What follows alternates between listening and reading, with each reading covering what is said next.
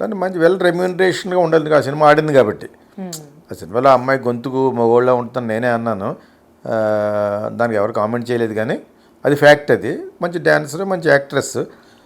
ఆ అమ్మాయికి అప్పుడప్పుడు కొంచెం ఇండిఫరెంట్, ఇప్పుడు కదలే అంతకుముందు ఎప్పుడో మనకు యాంటీ హిందూగా యాంటీ ఇండియన్గా మాట్లాడిన మాటలు ఒకప్పుడు తిట్టాం కూడా. యాక్చువల్గాను యాంటీ ఇండియన్కి ఇండియన్స్ కాకుండా ఉండే మాటలు మాట్లాడడం అనేది.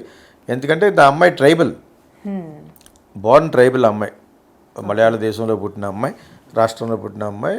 అంచేత ఆ బేసిక్ రూట్స్ అయి ఉండటం వలన కొంచెం వాళ్ళకి సపోర్టింగ్గా, ట్రైబల్స్లో కొంచెం సపోర్టింగ్గా మాట్లాడడం తప్పులేదు. దానికి సంబంధించిందిగానే యాక్చువల్గా తండేళ్ళ క్యారెక్టర్ మంచిదే కదా, క్యారెక్టరైజేషన్ నచ్చలేదు నాకు సినిమాలో. చాలా చాలా తప్పులు అయి ఉండడం, తర్వాత బయటకు వచ్చి 100 కోట్లు అంటాం, ఇవి నాకు నచ్చగా దాని గురించి బ్యాడ్ మాట్లాడిన సినిమా వరకు ఓకే. లాస్ట్లో పాయింట్ మర్చిపోయాడు డైరెక్టర్ అని బాగా చెప్పాను.